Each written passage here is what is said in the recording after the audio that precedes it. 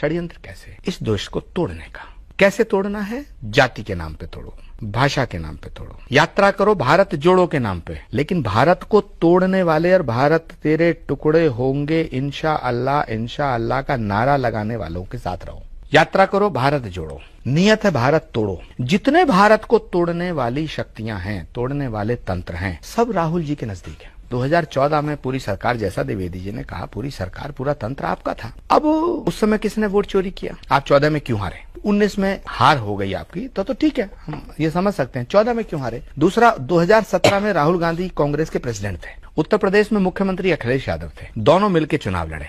UP के तो उत्तर प्रदेश में डीएम आपके थे, एसपी आपके थे, डीआईजी आपके थे, डीजीपी आपके, होम सेक्रेटरी आपके, पूरा तंत्र आपका। तो आप दोनों मिल गए, तो आप क्यों हारे? प्रचंड बहुमत से बीजेपी की सरकार बनी। तो क्या उसमें वोट चोरी हुआ या उसमें वोट लूटा गया? तो बिना लोकल एडमिनिस्ट्रेशन की सपोर्ट के कैसे लूटा गया? ठीक है, तो सवाल इसका है कि हम ऐसा मान रहे हैं, जैसे आप ऐसे कह रहे हैं कि वो समझ नहीं पा रहे हैं। पहले मैं भी यही समझता था कि वो ना समझ है मैं भी यही समझ रहा था कि वो ना समझ है, उनकी समझ का फेर है।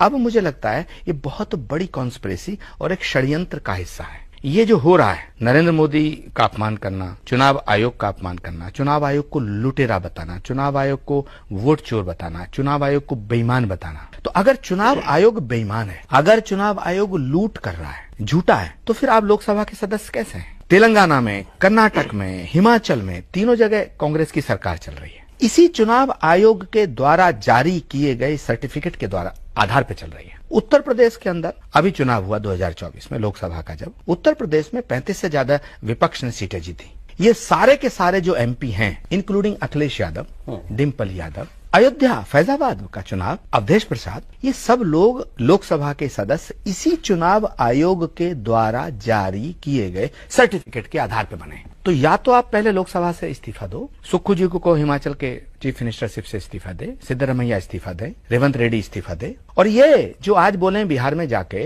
कौन? स्टालिन, ये भी इसी चुनाव आयोग के द्वारा जारी किए गए सर्टिफिकेट के आधार पर चीफ मिनिस्टर हैं। ये क्या तमाशा देश में चल रहा है सौरभ? सवाल गलती राहुल गांधी की नहीं है, गलती उन बेचारे भोले भाले लोगों की है जो इनकी साजिश और इनके इस षड्यंत्र को समझ नहीं पा रहे हैं। और ये बहुत बड़ी साजिश है। एक आदमी एक बार गलती करे, 2 बार गलती करे, 3 बार गलती करे, चौथी बार उसको गलती नहीं मानना चाहिए, उसे षड्यंत्र मानना चाहिए। और षड्यंत्र क्या है?